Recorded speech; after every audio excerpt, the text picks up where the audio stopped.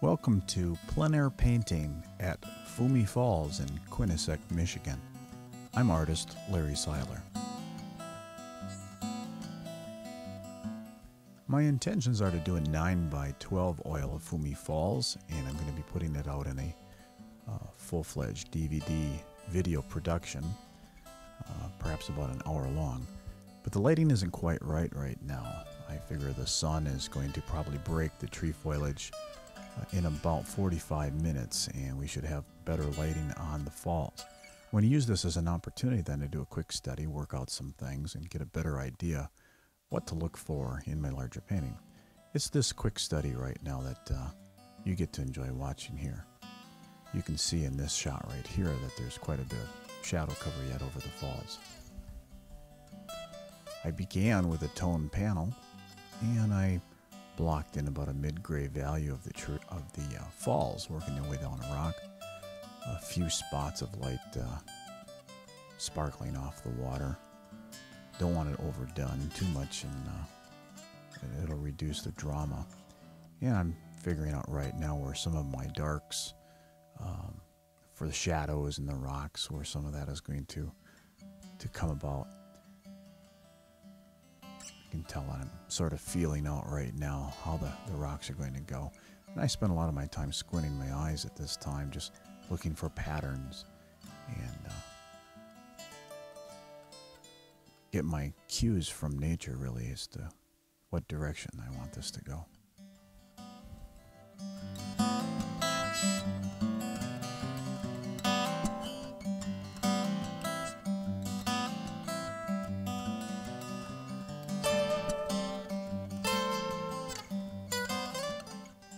There's a lot happening on this location as far as visual information, a lot of visual voices potentially shouting, wanting to be included in the painting. And the immature painter will probably paint everything. Look at all the rocks and the structure and all the visual voices there. But the mature painter is more concerned with what not to paint. Where everything is shouting, nothing gets heard. So as I'm feeling this painting out, I'm really asking myself, what are the essentials? And I'm going to try to reduce things to a great simplicity.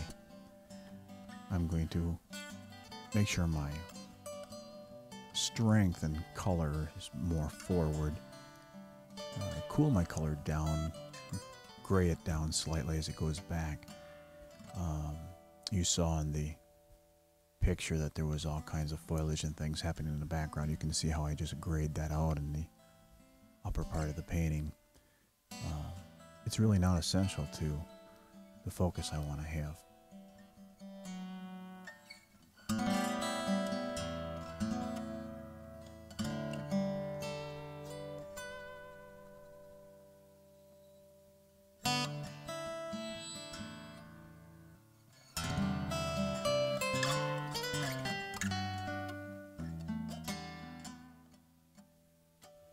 It's not important with a plein air to get an exact copy of everything you're seeing.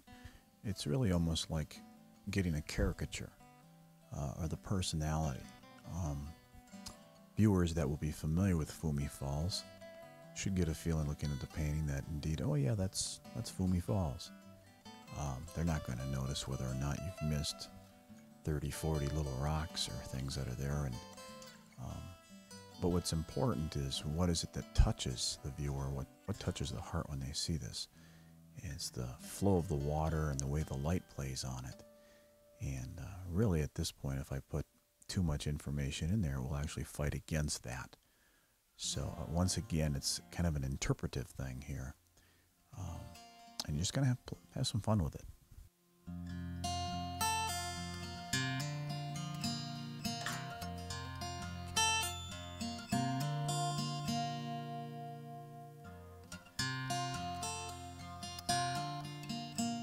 You can see how I put a lot of color, warm color in the foreground. Warm color comes forward or moves towards the viewer's eye more. And I've not really put that much warm color yet in the background. And I don't think I will. You can see here now I'm starting to pick up the flow of the water a little more. I'm having some fun letting the water find its way through certain rocks and create some more drama.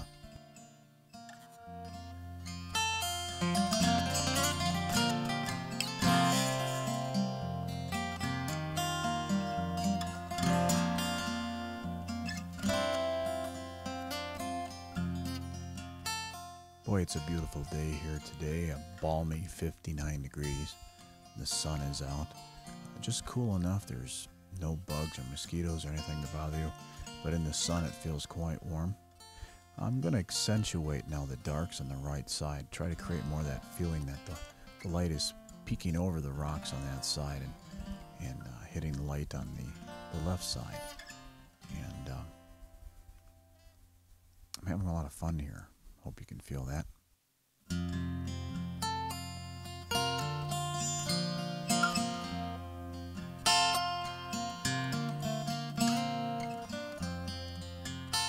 For my palette, I chose to use a neutral mid-gray mud. I will explain that more in detail in my 9x12 DVD, which I am thinking also breaking up into segments and making available on my website, perhaps as a small pay-per-view charge, a higher resolution for those that have a higher speed connection. Or you can purchase as a full-fledged 1-hour DVD. And it will explain composition, color, and the tonal palette, actually, that this neutral gray mud produces. When I finish this painting, I will actually set it inside a pizza box. I like to carry several pizza boxes with me. They protect the paintings from getting dirty, and they keep the paint itself from getting in the interior of the vehicle. But with this small little study, I will actually set it in a box in a lid down on the ground by my tripod on my easel. And I'll be able to look down and use it to refer while I'm painting my larger one. For after all, the light's going to be changing, and this will help me stick to a plan or of an original idea. In total, this little 7x5 took me about 35 minutes to paint. I hope you've enjoyed your time with me on this little quick study. Thank you, and we'll meet again.